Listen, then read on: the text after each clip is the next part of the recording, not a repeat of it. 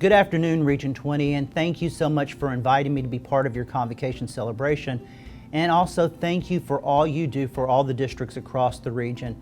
I know we're open, this is our 9th week, and if it wasn't for you and your support before the pandemic and during the pandemic, we wouldn't be here and be successfully educating our students. I wanted to start out today by just sharing with you what we share with our new staff as they come in, because we want them to understand our culture and why we do some of the things we do. And a lot of times it's real easy for our new employees and even our community to get stuck on that we're an A district. And to me, that's wonderful, and it's something that we love to talk about. But what's more important to us really is the other things we do. We work on the whole child. We talk about engaging and inspiring and enriching. But when I meet with the new staff, I really try to take some time and talk about what does that mean for us, because the whole student-centered thing that a lot of people talk about sometimes gets real fuzzy depending on who you talk to. But here we really want to focus on that, because to me, the A that the school receives from the state, we've just got a lot of great test takers here. But we want to get beyond that. We want to make sure we really help them with their resilience. We want to help them understand what it does mean to communicate, and more importantly, for our whole community, the fact that we need to be relationship-centered. And I want to share why that's so important to me. Because the relationships help us through times like the pandemic and make us understand what school's all about. We all want to be successfully academically, but we need so much more. And it's real easy to go off and get stuck in the STAR area.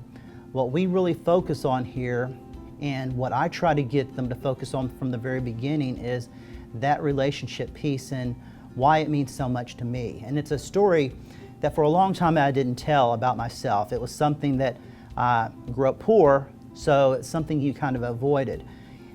From kindergarten through 9th grade, we moved 22 times. And it's easier to understand this. You know, you look at here and I'm this gray-haired old guy, but I try to share this with our students.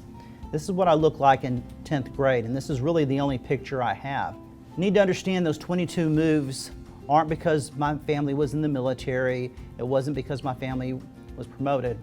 I was raised by a mother, first-generation immigrant from Poland. She married at 16, had me right after that. A couple of kids later, my father joined a motorcycle gang, took off, had fun by himself. But what my mom did was she worked every day of her life with a 9th grade education to support us. And that meant moving a lot. That meant a lot of times knocks on the doors in the middle of the night, telling us to leave. And you can get evicted from a trailer park. I found that out multiple times. We lived in cars. We lived with our families. We were homeless before there was really a term for homeless. And by the time my mom kind of grew up, because remember, she's not that much older than I was, and she married for more than once. She married for the last time. I was about 9th grade.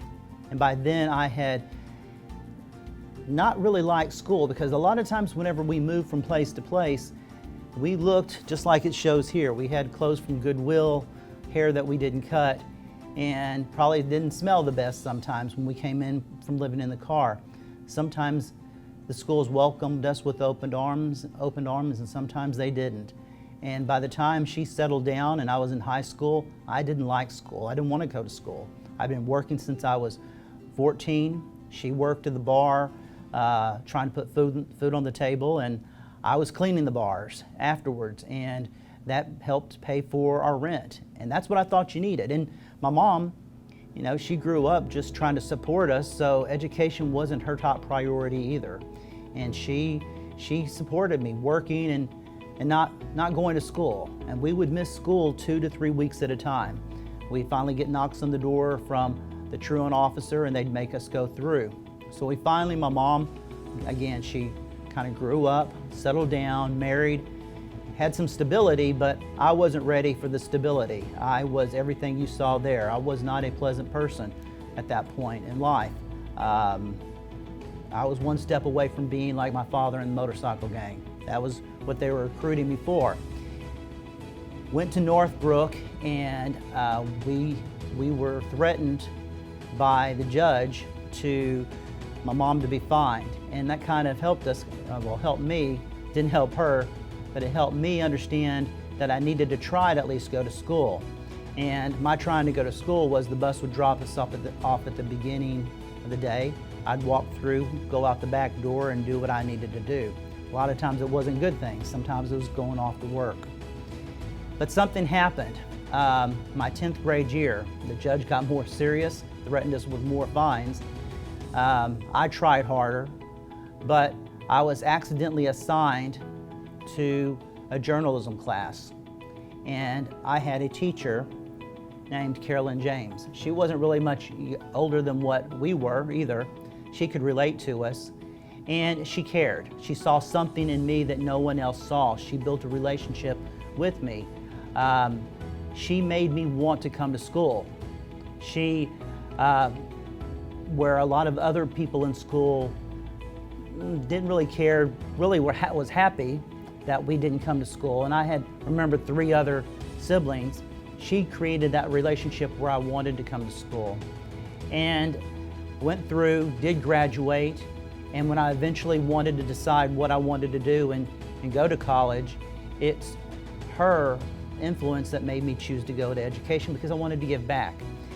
And the reason I think relationships are so important, remember I had brothers and sisters, and my brothers and sisters never formed that relationship with that important person that changed their lives, and they dropped out of school. They never made it out. My life would have been a lot different without Mrs. James. Sorry. Still, after all these years, the memory, what it could be and what it is, gets to me in a way, because my life was completely accepted by my family. We worked in the bars, we did construction work, we did what we had to do to survive. School wasn't the important thing to do. And she showed me, gave me a reason. It wasn't lecturing me, you needed to come to school. It was giving me a reason every day to come and enjoy and grow. And I wasn't easy, as you see from looking, not just the looks. I was in special ed at the time, I was in speech at the time for special ed, and I was a dyslexic student in a journalism class, so she had to be very, very patient. Told this story really for the first time because I was ashamed of the way we grew up at one of the convocations when I first came to Bernie. I wanted people to understand I really do think relationships are more important than academics, because if we can't build that relationship, then we can't build the academic part of our program. So I shared this. And one of the things that the Bernie teachers asked me was, have you ever tried looking her up and finding out where Mrs. James was? And I really never thought about it. Like I said, it's something I really don't like to think about, what could have been. But first year I was here, got on internet, and I usually do not like Facebook, but I was able to find Carolyn James. And Carolyn is still a teacher in the Dallas area. In fact, she's a counselor in the Dallas area and still working. And she came to Bernie, and this is Carolyn and me at Peggy's on the Green, and we met for Christmas, and it was a good chance to tell someone thank you, because, you know, what's neat, she was very sweet, and she kept saying, oh, I remember you, Tommy, I remember you, and she did, and she called me Tom. No one calls me Tom, they call me Tommy.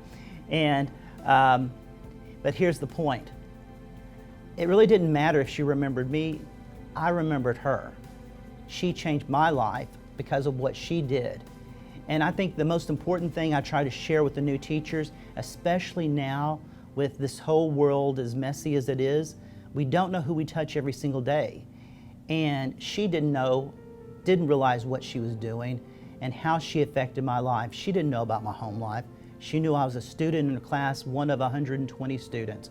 But she showed kindness, compassion, she cared, she got me involved, and she didn't know from the next year what happened to me. But me having her in my life changed my life from what it could have been to what it is now. And I thank her, and I thank all of you, because I think all of us as educators have that opportunity every single day to make these changes, to reach out to people, and we don't even know the results. So a lot of times when it's so discouraging, so challenging at this point in time, I think it's important to know in the back of our minds that we're affecting every single person we touch and we come into contact with, and we may never know how we affect it. But every once in a while you have a 55-year-old man reach out to you and say, hey, thank you, you changed my life. So Region 20, thank you for giving me the opportunity to share why being student-centered, why relationships are so important to me, and thank you for inviting me to your convocation. You have a great year. Thank you from Boerne ISD.